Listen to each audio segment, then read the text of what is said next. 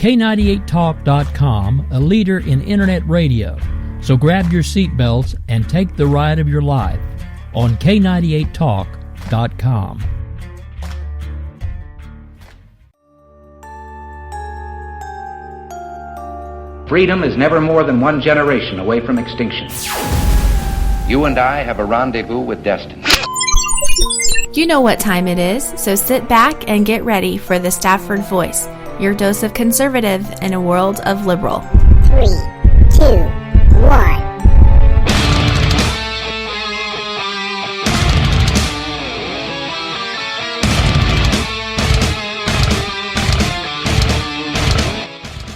Hello, how are you?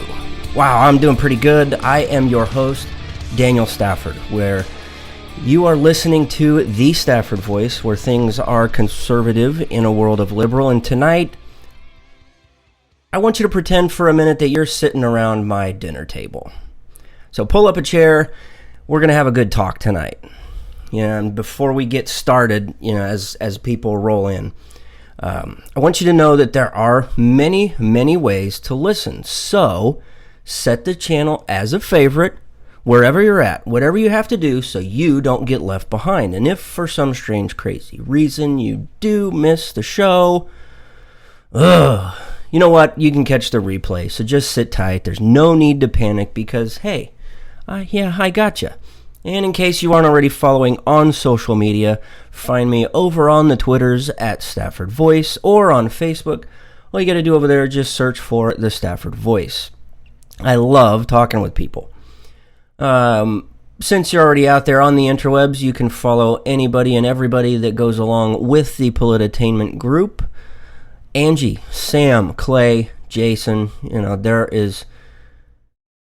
they are some super awesome friends. And speaking of friends, if you aren't already following them on Twitter, you need to, at SlickeryTrigger. And I'm sorry, Tina, I can't remember your handle, but go out there, find them. They are super duper friends. I would consider them family. Also, be sure to give some love to the station and our affiliates. Stay up to date with anything and everything over at polititainment.net and thestaffordvoice.com. And since you're already there, I would love if you could fill out a short little survey at the top of the page. It's 5 questions and it will take you less than 5 minutes to do so. I just have a couple of questions I wanted to ask about your input on the show. All right. Now, I told you that I'm treating you like we're sitting up at the dinner table because that's how I wanted. When you join me on the show, I want you to feel like you're part of the family. I'm opening myself up to you, and hopefully you're doing the same thing with me. And because, the funny thing about radio is, if you ask me, and I've asked a couple of my friends, you ask us, and we think radio is a little more intimate than turning your TV on and watching. You have your own image about what we look like, and some of my friends tell me I've got a face for radio. I don't know if they're trying to make fun of me or make fun of how I look, but you know what? I don't care. Back in the day, back in the 40s, 50s, 60s, most of the time you would find people sitting at the dinner table. And a lot of the time, if they weren't actually eating, they were sitting at the dinner table or they were sitting on the couch in the living room. And the radio was on. It's how you got your news.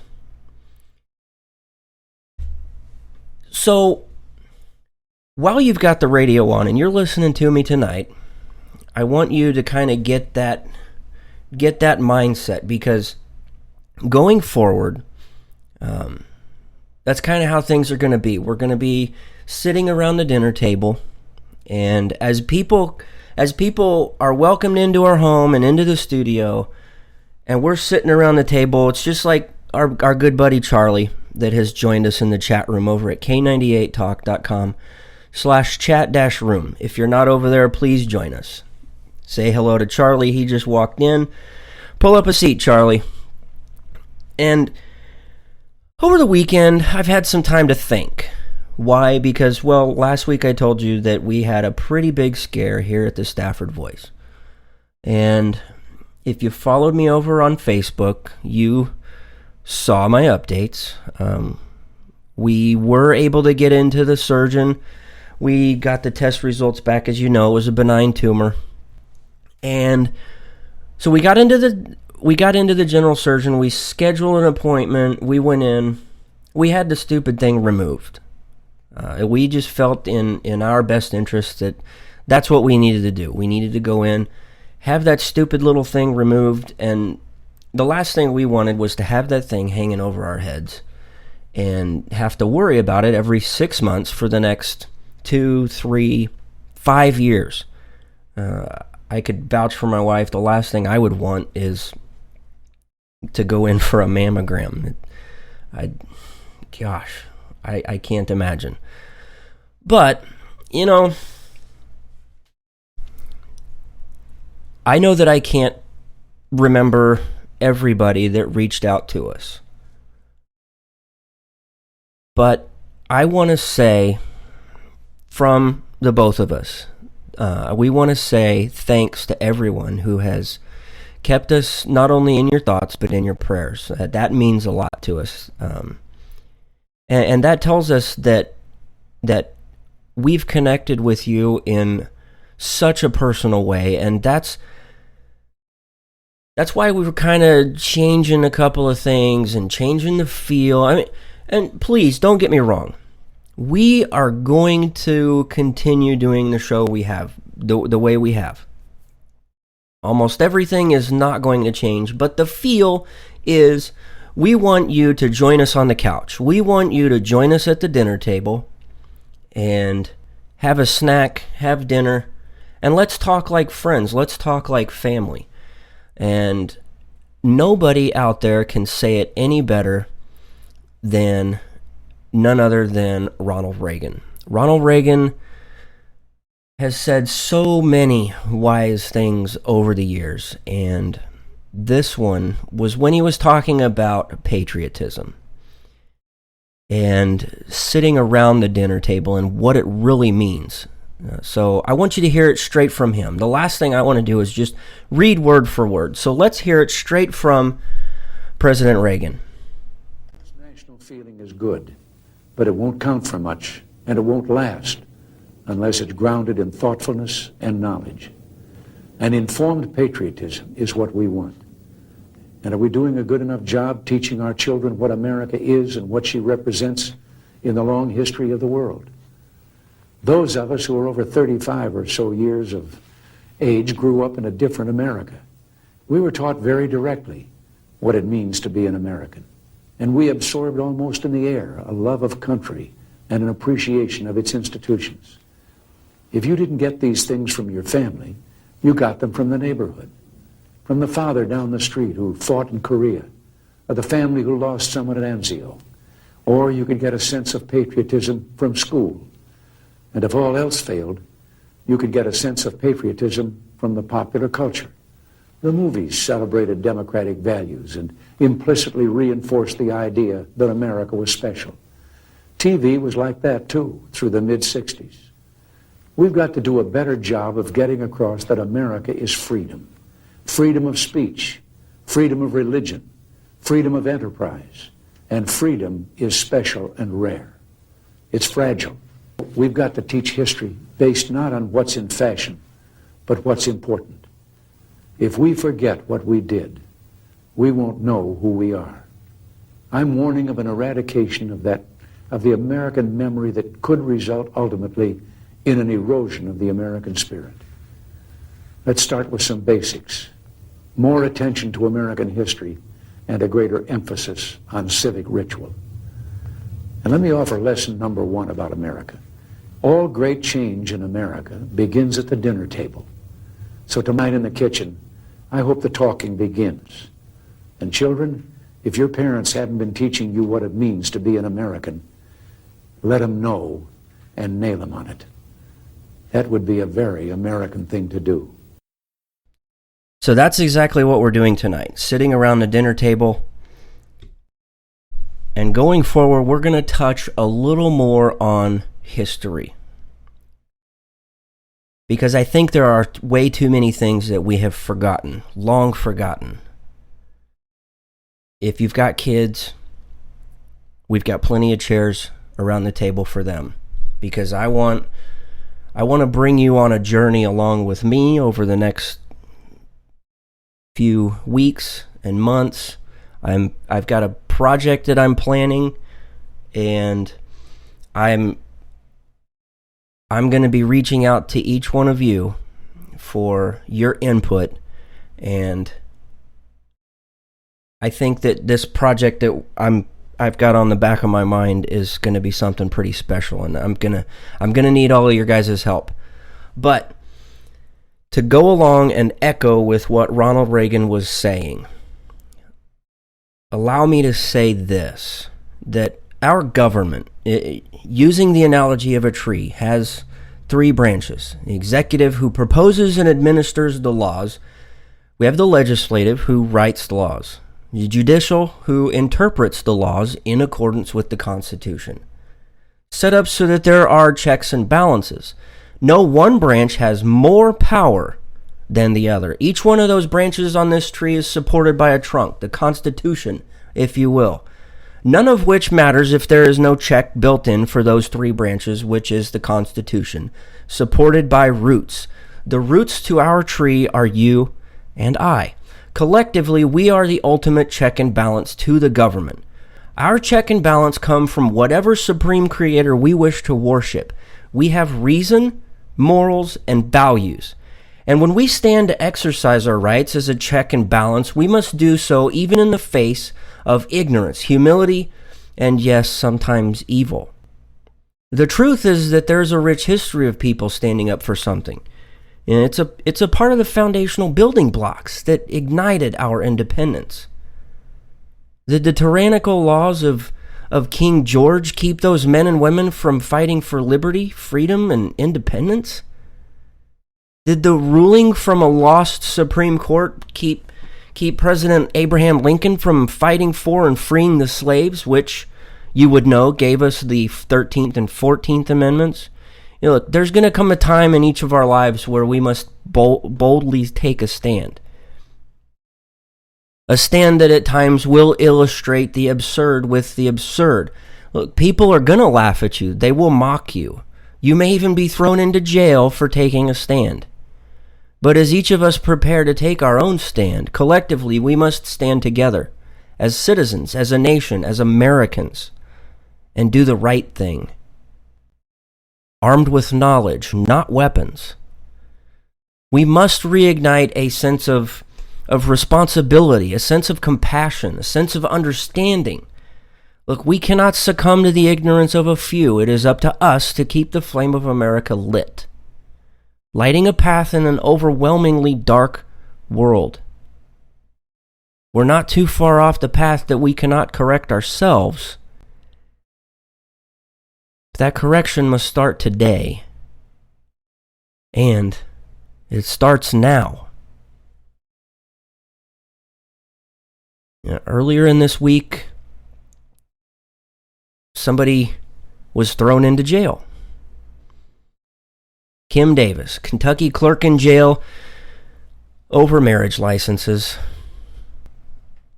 Never mind the fact that the media does not want to report on her political affiliation. She's a Democrat. She's on their side. Yet, the only thing they want to bring up to you is the fact that she's been married. She's on her fourth marriage. Who cares? People make mistakes.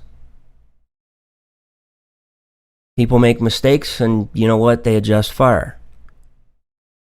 Next time you hope you hit your target. Well, Kim Davis found her faith, a faith that she wholeheartedly believes in, and was not afraid to stand up for it. Please do not take me the wrong way. I'm not supporting Kim Davis in any way.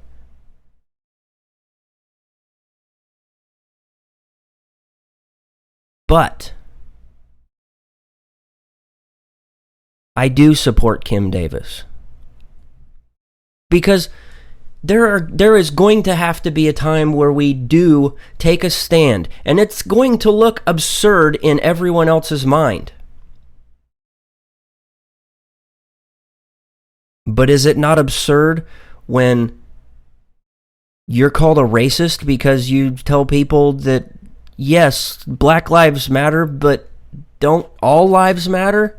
Or you criticize somebody and you say we need to defund Planned Parenthood because they keep killing off they keep ripping babies out of a woman's womb. Oh, but now you're against women's rights. It doesn't matter. If you take a stand, you better be bold enough to actually go through with what you say. Again, like I said earlier, there have been plenty of people throughout history who were not afraid to stand and take and stand for what they mean and stand for what they said. You take those people and you place them into this world that we are in today, they wouldn't even recognize it. Dr. Martin Luther King Jr. would not recognize the nightmare that we are living in today. This was not his dream.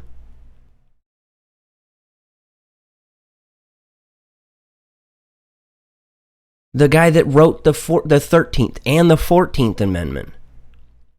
It was not written to allow anchor babies. It was never written with the intent that it would be used and perverted to say that, you know what, we need to let gays marry. Look, I'm all for that. I don't care.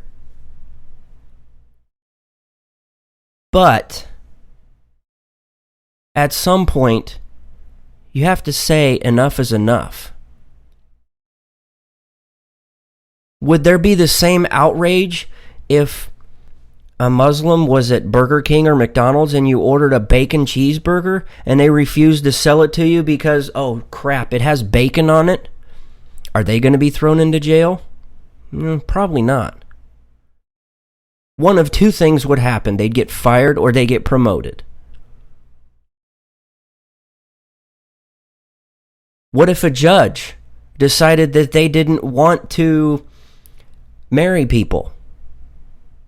If they didn't want, if a judge said, no, I'm not going to marry you because you're not same-sex and our state doesn't recognize same-sex marriages, so I'm not going to do that because I'm all for marriage equality, and because you're a man and a woman, I don't support that. Well, you know what? Back in 2012, there was a Texas judge by the name of Tanya Parker who just happened to be gay, and she said this. When people come to the court, usually about 19 years old, with one person very pregnant, when they come to the court to ask for the court to perform the ceremony, I use it as my opportunity to give them a lesson about marriage inequality in the state. Because I feel like I have to tell them why I'm turning them away, because they are clearly, by virtue of what I'm seeing in front of me, in a desperate situation where they'd like to get married quickly. So I usually will offer them something along the lines of, I'm sorry I don't perform marriage ceremonies because we are in a state that does not have marriage equality. And until it does, I'm not going to partially apply the law to one group of people that doesn't apply to another group of people. And it's kind of oxymoronic for me to perform ceremonies that can't be performed for me. So I'm not doing it. So is it wrong that a judge denied people because they believe in marriage of a man and a woman? Well, that's what Tanya Parker believed. I truly doubt she was kicked off the stand. And, that was back in 2012, and we're in 2015, 3 years later, and it finally comes up. It finally becomes a topic that we need to discuss.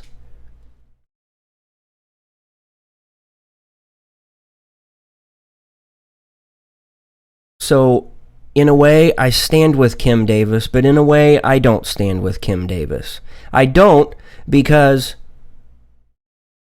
she has a job to do. Just like that Muslim who would refuse to sell you bacon because they don't eat bacon. Well, Kim Davis is an elected official. She knew that there were things that she would either agree with or not agree with. And yet, you still need to carry out what you're elected to do. You are the voice of the people. And you're being selfish, in many people's opinion, and standing up for what you believe. Now, I stand with Kim Davis and support her because she's standing up for what she believes. Just like what we saw during Obamacare. When people like the family that owns Hobby Lobby, they came under so much ridicule because they didn't want to pay for abortions. They didn't want to pay for the morning after pill. That was it. 4 out of 10 things they didn't want to pay for. 4 pill choices. All the other ones were okay.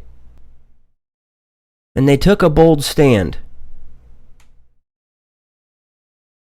Kim Davis took a stand, and for that I'm proud of her.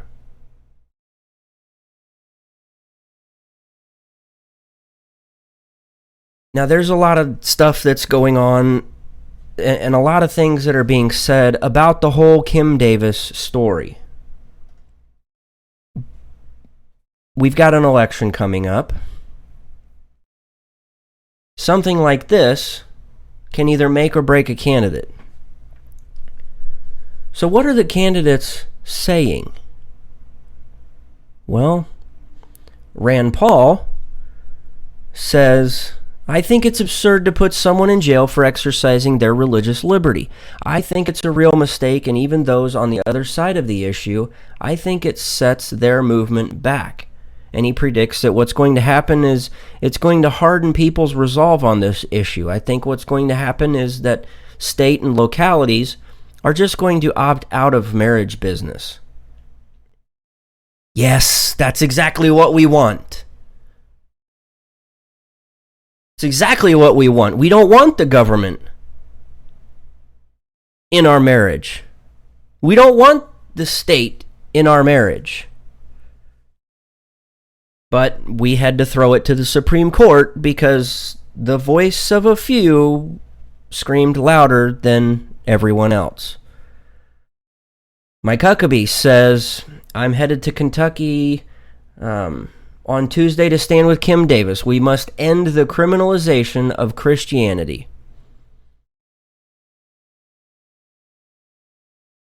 Ted Cruz says, I stand with Kim Davis unequivocally. I stand with every American that the Obama administration is trying to force to choose between honoring his or her faith or complying with a lawless court option. I think Ted Cruz says it the best, but Bobby Jindal goes on to say, the United States didn't create religious liberty. Religious liberty created the United States of America. It is the reason we are here today.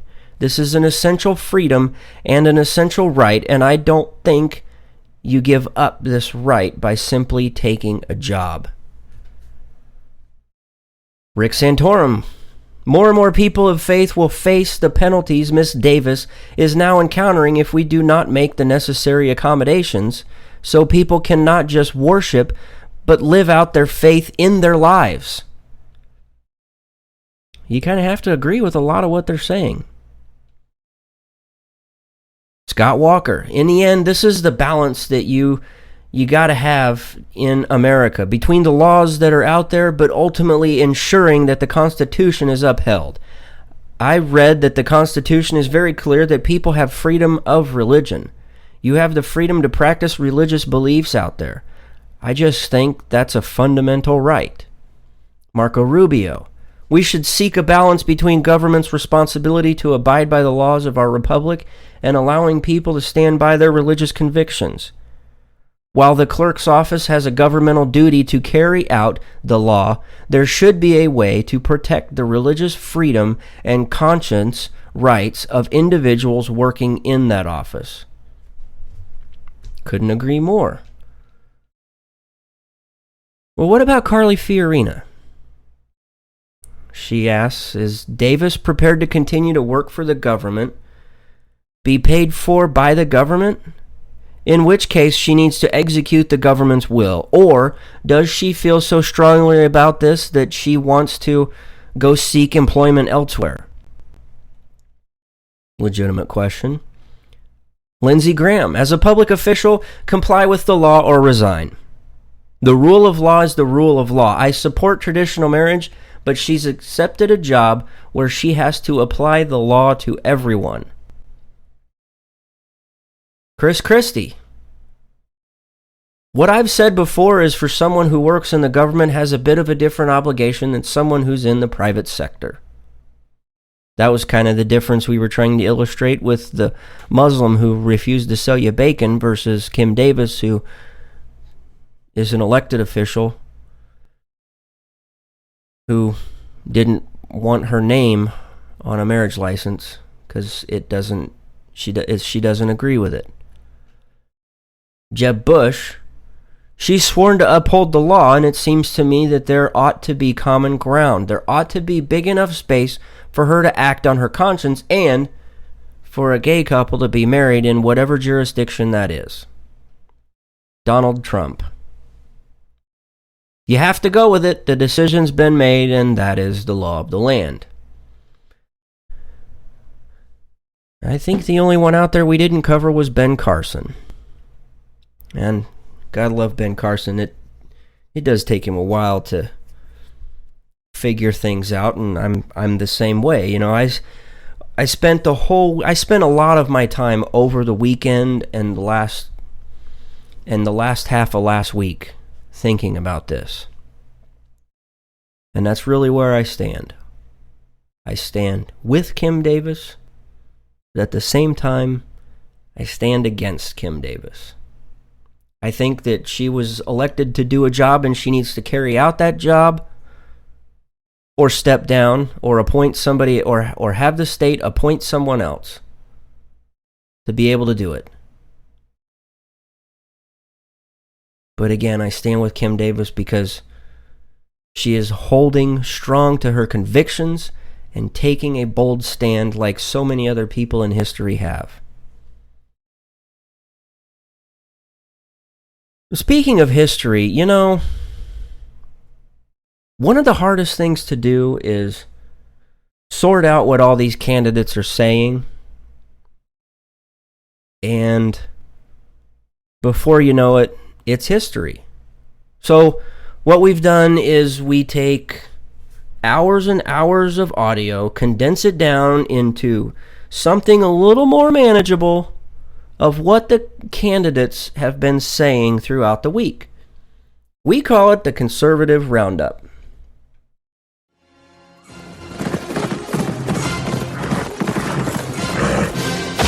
The media and the establishment sort of missed how sick people really are of the professional political class and what politics has become. What happens if the Supreme Court acts unconstitutionally? I have signed the pledge. What Kim Davis did, in my opinion, was heroic. Putting her in jail was ridiculous as an extreme position. We now have a professional political class, and they put the media in that professional political class. At the end of the day, they're going to want somebody who can actually get the job done. She's lied. She's lied about Benghazi. She's lied about her emails. She's lied about her server. You know, a broken clock is right once a day.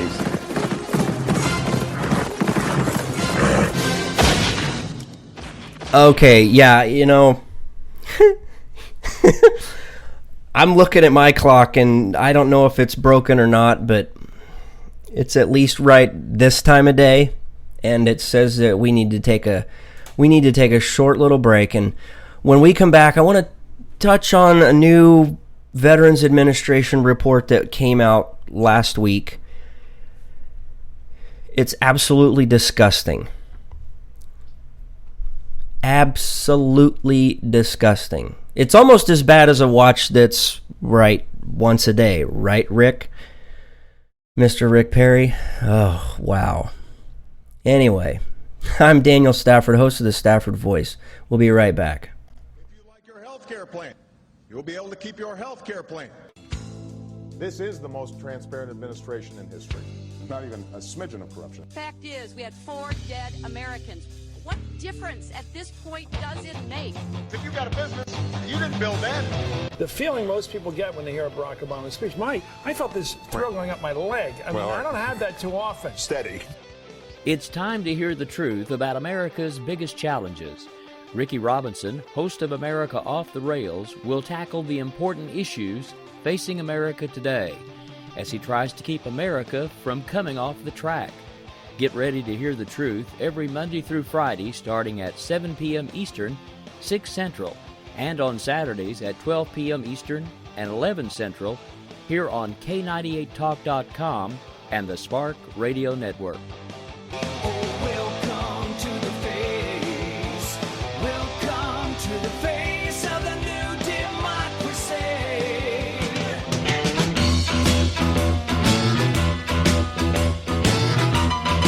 Red Nation Rising brings you Town Hall Radio. From a single tweet to 3 million a month, our community is a force to be reckoned with on social media. So don't miss our show, Thursdays, 8 p.m. Eastern on K98 Talk. Our chat room is our co-host, and you ask the question. Join us and be heard. So get ready to sound off on Red Nation Rising Radio. No one else is going to do it for you. There's a wild, wild whisper blowing in the wind, calling out my name. I don't know about you, but I'm not the type of guy that jumps into anything without first doing my research. And when I was looking for a holster, I'll admit I was having one heck of a time.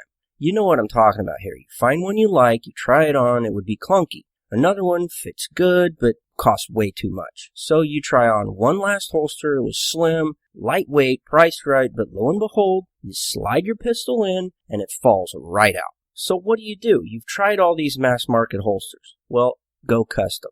I know what you're thinking. I thought it too. Too pricey. Wrong. My guy over at Rebel Road Tactical will not only put together the perfect fitting, hand-molded, hand-assembled, custom Kydex holster, but you'll get it at an affordable price. Don't wait. Contact Rebel Road Tactical today at 682-217-4579.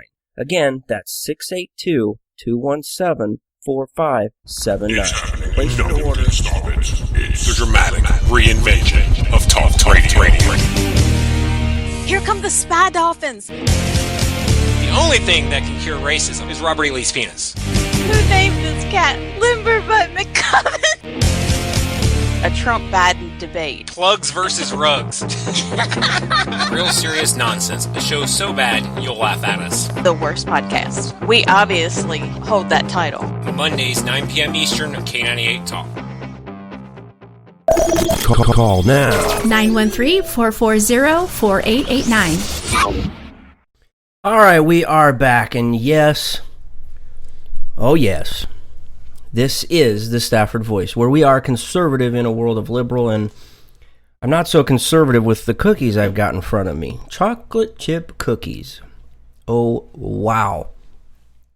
I think it was kind of a treat from my wife for helping to play Mr. Nurse, and I cooked a couple of times. I like cooking. I like to eat more than I like to cook, but whatever. I did a couple of loads of laundry. I was proud of myself for that. I didn't need all too much help. I even knew how much soap to put in and how many sheets of fabric softener per load. And, oh, good heavens. It's tough being a woman. Yeah, well, okay, it's tough keeping up with your wife. Let's put it that way. Keeping up with your own wife can be tough, especially when she's slightly out of commission. Doesn't matter. Kudos to her. I mean, she kicks ass. Well, so last week, unfortunately, we got there was a new Veterans Administration report that was put out. Absolutely disgusting. Some of the things that came out of it was that there's over 300,000 veterans that have died waiting for health care. Now, not exactly, because they died while waiting to even get processed into the system. Okay? Just to get processed into the system, 300,000 of them died. Nearly 900,000 veterans have officially pending applications for health care from the VA. I thought that whoever President Obama was going to appoint was going to fix all of this, right? Get this. Applications go back nearly 2 decades, and officials said some applicants may have died years ago. More than half the applications listed as pending as of last year don't even have application dates. And investigators, they quote, could not reliably determine how many records were associated with actual applications for enrollment. So in other words, they have no freaking clue what the hell they're doing. Now, this report also says that VA workers incorrectly marked thousands of unprocessed healthcare applications as completed, and they may have deleted 10,000 or more, again, 10,000 or more electronic transactions over the past 5 years. Now, the VA's acting inspector general, Linda Holliday, said the agency's Health Eligibility Center, quote, has not effectively managed its business processes to ensure the consistent creation and maintenance of essential data, unquote, and they recommended a multi-year plan to improve accuracy and usefulness of agency records. Oh my good Lord, is that not government at its best? Yeah, we need a plan, and it's going to take us a lot of years to figure out and to improve on it, and, well, it's going to improve on the usefulness of agency records, and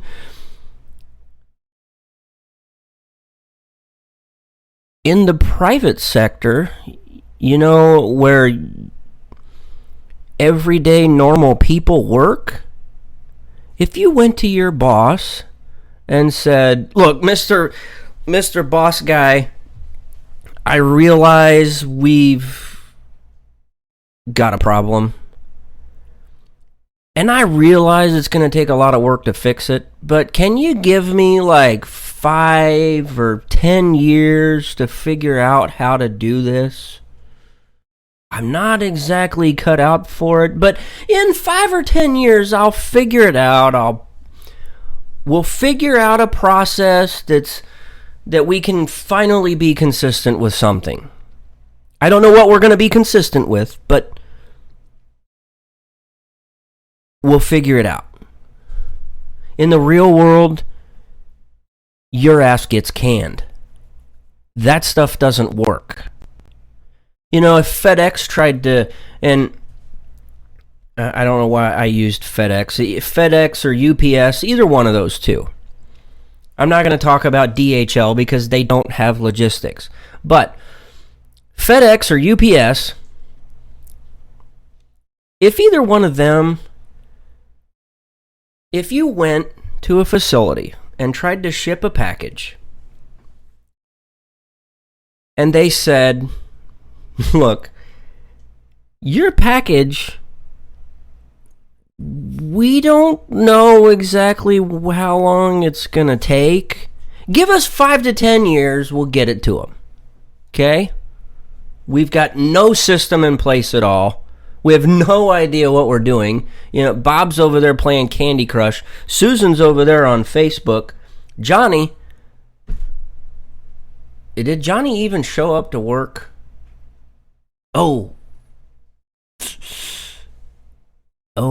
Johnny died a couple of years ago. What? He died? Oh, anyway, you know what? Give us some time. We'll figure it out, okay? We'll figure it. You know, send me a message on Facebook. We'll figure out a way to get your package shipped out. That would never work. Not in a million years. I don't care who you are. This is a problem. We have got to figure out a way to take care of our veterans. Too many of them are dying. 22 veteran suicides a day. I can't say that enough. And if you're a veteran and you need help, reach out. I'll help in any way that I can. There are numerous people that I can put you in contact with to get you the help you need. Because the government has an empty hole in their skull. They don't even have a system to help you. We've got a system. We'll reach out. We'll figure out how to help you. You don't need to become another statistic. I don't want you to be counted with one of those 22 veteran suicides a day. One veteran suicide a day is too much. That's almost one an hour. I don't need another report in 6 months that says that counts your name on the roll of over 400,000 by then that will have died waiting for care, or even just to get their name into the system. It's absolutely sickening. Well, you know what? When we come back, we're gonna take another break. When we come back, I've got just a little time. We'll do On This Day in History, and then we'll go ahead and make fun of somebody out there that said something so completely stupid that it just reiterates the fact that they have been stuck on stupid for quite some time. I am your host, Daniel Stafford. You are listening to the Stafford Voice. We'll be right back. K98 Talk is expanding its lineup for 2015. This means we are expanding our advertising base. Whether you're a startup trying to push through to the next level, or an established business trying to supplement your advertising budget, web-based advertising is a solid investment. Thanks to Talk's newest partnership with TuneIn Radio and instant access to our sister station, K98 FM, we give you worldwide access at a reasonable cost. Interested parties should email us at sales@k98fm.com. Not on my watch, our military service members say, as they volunteer to serve. As they move out, stand firm, and take fire. So not on our watch, we say, to the severely ill or injured veterans who can't get the care they deserve to live full and independent lives, even when there's no government funding or a nursing home seems like the only option. We won't leave one warrior behind. Not on our watch. Join us at findwwp.org. Hey everybody, this is Jason, host of According to Me.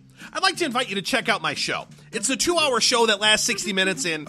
Listen, I hate to interrupt, but one thing I can do is read off a script. Just say, let me be clear a lot. It works. President Obama, I can handle this. It's a radio promo. I'm not green. I've done this before. Did someone say green? Now, Al Gore is here. Listen, I'm just trying to record a radio promo. Do you mind? Now, do you say good things about me on the show? No, not at all. But if it makes you feel any better, I rip on Republicans just as much. The AM radio frequencies give off very high levels of radiation. Look, my show is on the internet, which you invented. Can I just do my promo? I got a pen. I can veto that, you know. I know you got a pen. It's not a law. It's a radio promo. Listen, just listen to my show. Barack Obama and Al Gore hate it, so you're going to love it. Here's an executive order. Don't listen to his show. He doesn't like me. He's racist. And he doesn't recycle either. That's it. I'm done. It's According to Me, Thursdays, 8 p.m. Eastern, right here on the 405. Conservative in a world of liberal.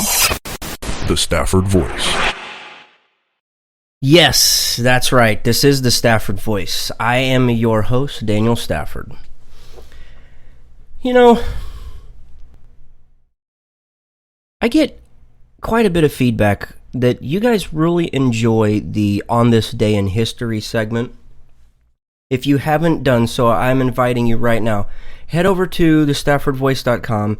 At the top of the page, there's a little picture of Uncle Sam telling you that we want your feedback.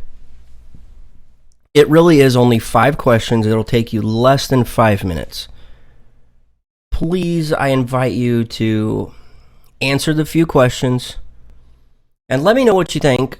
And so far, I'm getting really good feedback on this particular part of the show, On This Day in History. And quite frankly, it's one of my favorite parts of putting in just a few minutes of research trying to figure out what actually happened on this day and the cool stuff that happened. Because, yeah, I could have talked to you about what happened in World War II or something like that. But you know what? There's some really cool stuff out there. Like, back in 1776, I never would have guessed this. I kind of got to give you a little bit of the history behind this. Submarines were first built by a Dutch inventor. His name was Cornelius van Driebel. Back in the early 17th century. Well, while a student at Yale University, American inventor David Bushnell began building underwater mines. And he thought that was the best way. He thought that the best way to deliver these underwater mines that he was building was with a submarine. So, guess what? He built this little 8-foot-long wooden submersible submarine deal that they christened it the Turtle. Kind of looked like a turtle. It was large enough to accommodate only one guy, one operator. It was entirely hand-powered. Because, you know, back then, 1776, they had motors or nuclear-powered submarines, right, whatever. Entirely hand-powered. And lead ballast kept this thing balanced. Well, he donated it to the Patriot cause after the outbreak of the Revolutionary War in 1775. Well, a guy by the name of Ezra Lee piloted the Turtle, unnoticed, out to the 64-gun HMS Eagle in the New York Harbor on this day in history. Lee tried to attach the bomb to the hull of the ship, but the tools that were on board, it was real awkward to operate them, and he had such a hard time penetrating the layer of iron sheathing that he retreated, and a couple of seconds later the bomb went off nearby, caused absolutely no harm to either the Eagle or the Turtle. He made several more attempts during that week, but each one failed.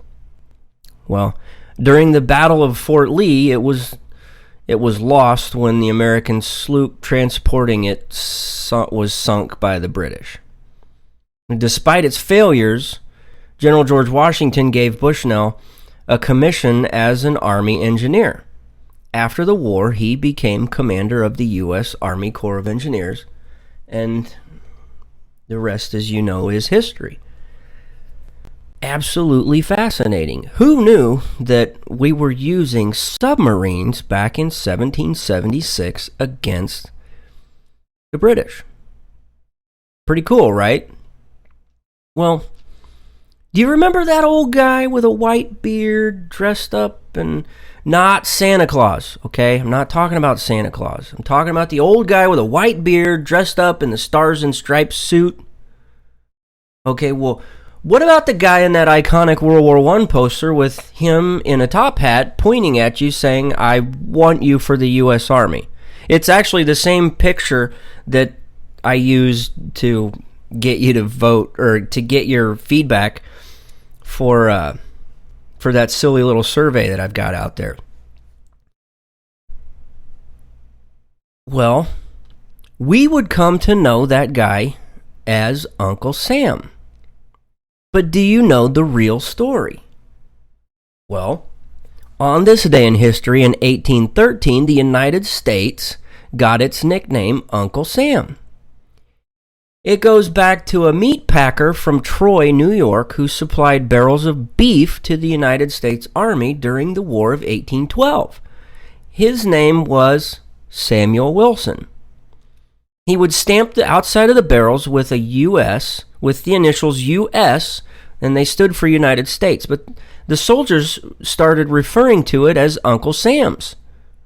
A local newspaper picked up on it, and again, the rest is history. Well, popularizing the image didn't come until the late 1860s and 70s by a political cartoonist named Thomas Nast. Nast is, which I found intriguing. He's also credited with creating what we know as the modern image of Santa Claus, coming up with the donkey. I almost said something else. Coming up with the donkey as the symbol for Democrats and the elephant for the Republicans. And, well, that World War I poster of Uncle Sam was created by artist James Montgomery Flagg. Now you know a little bit more about Uncle Sam. Oh, now, I think it's time for...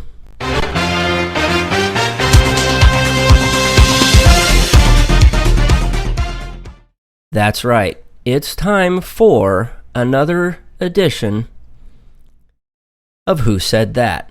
And if you're new to the show, thank you for listening and thanks for tuning in this long.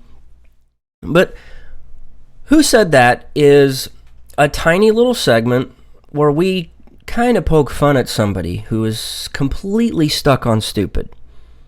They are literally too stupid. We really have a hard time trying to insult them. And it doesn't matter if you're a Republican, a Democrat, conservative, liberal, or some sort of whack job anarchist. It doesn't matter if you're in the media or if you're an elected official. It doesn't matter. We're going to highlight what you say and call you out on it. And this week we've got a special guy that maybe we've got a few words for. It's really bad. Check this out. I'm reminded of David Dinkins, the first black mayor of New York City, who, when people were polled, was killing Rudy Giuliani in their second matchup. And then when Election Day came, it came, obviously, Giuliani beat Dinkins. I think a lot of Republicans polled by Monmouth are giving the politically correct answer. And I hate to say that Dr. Ben Carson is, I think it's all about being the black neurosurgeon, brilliant guy. You feel that way about Obama? People voted for Obama because he was black? Obama was the least black guy you could possibly have. Oh, Jerry. You, my friend, are smarter than this. How else could you have fooled so many people about your identity? You want to talk about Ben Carson and his identity, and yeah, we all know Ben Carson's a black guy. He's super flippin' smart, too. The other day, he just, on the other day in history was the day that he actually performed a 22-hour operation to separate twins who were joined at the head. Absolutely fascinating. And then you want to talk about the identity of Barack Obama and how he's the least black guy that they could have. Look, since we're stuck on talking about people's identities, let's talk about yours, Jerry. Born Gerald Michael Rivera. His first name's Gerald. Yes, his last name is Rivera, but his first name is Gerald. He was born Gerald Michael Rivera. But he later chose to go by Geraldo, which is the Puerto Rican pronunciation. Why? To sound more Latino to get a job as a reporter. Oh my gosh.